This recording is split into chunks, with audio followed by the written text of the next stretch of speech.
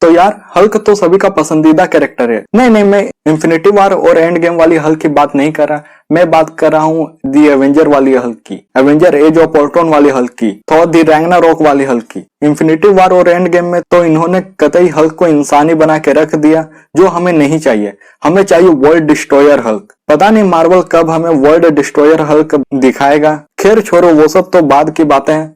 अभी हम अपने वीडियो पर आते हैं। जैसा कि मैंने बोला, हल्क तो सभी का पसंदीदा कैरेक्टर है, लेकिन क्या तुम्हें पता है हल्क का एक फीमेल वर्जन भी है जिसका नाम सी हल्क है। और वैसे भी सी हल्क का ट्रेलर मार्वल ने कुछ ही महीने पहले रिलीज कर दिया है। अगर तुम लोगों ने ट्रेलर को नहीं देखा तो जाके जरूर देखो, ट्रेलर अच्छी है। तो सी हल्क की सीरीज को समझने के लिए हम उसके ओरिजिन के बारे में बात करेंगे, जिससे तुम लोगों को सी हल्क की सीरीज और भी अच्छे से समझ में आएगी। तो टाइम वेस्ट ना करते हुए अपने वीडियो पर आते हैं। तो सी हल्क को सबसे पहले 1979 में I the savage C Hulk में हमें दिखाया गया था। अगर इसकी कॉमिक की बात करें तो एक बंदा अपनी चचेरी बहन से मिलने के लिए गया होता है। उसकी बहन का नाम जेनिफर वॉल्टर्स होता है। जेनिफर उस बंदे को देख के बहुत खुश हो जाती है। फिर हमें पता चलता है कि वो बंदा और कोई नहीं, अपना ब्रूस बैनर है। फिर हमें बातों बातों में ये भी पता चलता है कि जेनिफर एक क्रिमिनल लॉयर है। फिर जेनिफर ब्रूस से पूछती है कि तुम इतने सालों के बाद यहाँ किस लिए आए। फिर ब्रूस अपनी यहाँ आने का रीजन बताता है। फिर हमें ब्रूस का फ्लैशबैक दिखाया जाता है, जहाँ एक लैब में काउंटडाउन हो रहा होता है। फिर हमें दो साइंटिस्ट दिखाया जाता है जो आपस में बात कर रहे होते हैं कि गामा रेस बहुत ही खतरनाक न्यूक्लियर वेपन है। फिर अगले ही सीन में हमें दिखाया जाता है कि वो दौड़ के जाता है उस गाड़ी वाले के पास और वो बोलता है कि यहाँ से चले जाओ, यहाँ खतरा है। फिर हमें पता चलता है कि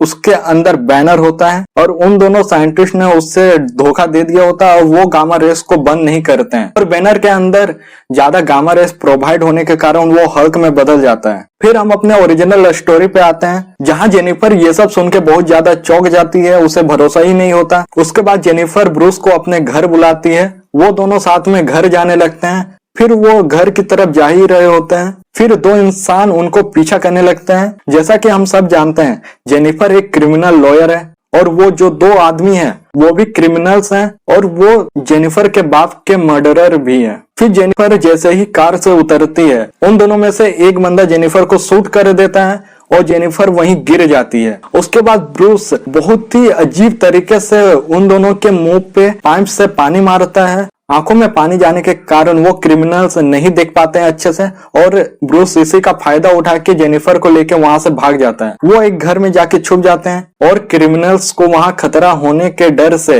वो लोग अपने बेसमेंट में चले जाते हैं। खतरा टल जाने के बाद ब्रूस जेनिफर को पास के क्लिनिक में अपॉइंट कर देता है। डॉक्टर ना होने के कारण ब्रूस खुद ही अपना खून जेनिफर को दे देता है और खून देने के बाद ब्रूस एम्बुलेंस और पुलिस को कॉल करता है। कुछ ही देर बाद वहां पुलिस और एम्बुलेंस आ जाती है।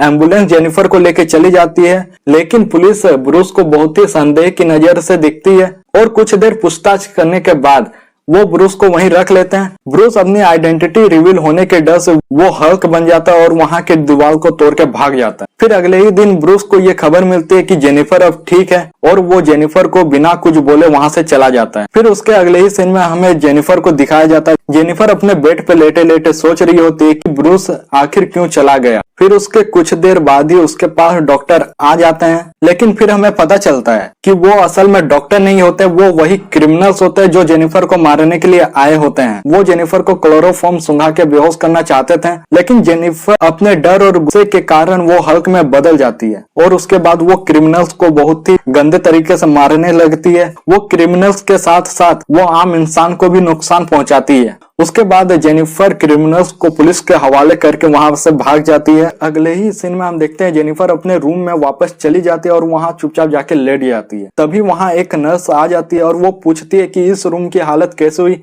फिर जेनिफर बोलती है कि सी हल्क और कुछ क्रिमिनल्स आपस में लड़ाई कर रहे थे, जिसके कारण ये रूम की हालत ऐसी हो गई। फिर हमें पता चलता है कि जेनिफर आखिर सी हल्क कैसे बनी। जैसा कि हम सब जानते हैं कि बैनर के अंदर गामा रेडिएशन सेल्स हैं और वो जब जेनिफर को अपना खून दे रहा था तब उसके ब्लड के साथ ही साथ गामा रेस भी जेनिफर की बॉडी में चली गई थी, जिसके कारण जेनिफर सी हल्क में बदल जाती है। और इसके बाद आगे चल के She Hulk the Avenger of Fantastic Four जैसी टीम को भी ज्वाइन करती है। डिफरेंट सी हल्क की स्टोरी डिफरेंट तरीके से सी हल्क की ओरिजिन को डिस्कवर करते हैं। मैंने ये बहुत ही बेसिक सा ओरिजिन चुना है और जब भी हल्क की ओरिजिन को हमें दिखाया जाएगा टीवी पर तो यही ओरिजिन के साथ साथ हमें दिखाया जाएगा। तो बस आज के लिए इतना ही। अगर तुम लोगों को वीडियो अच्छी लगे तो लाइक कर देना वीडियो को, और यहाँ नहीं तो सब्सक्राइब भी कर देना चैनल को। तब तक के लिए मैं मिलता हूँ आपसे अगली वीडियो में।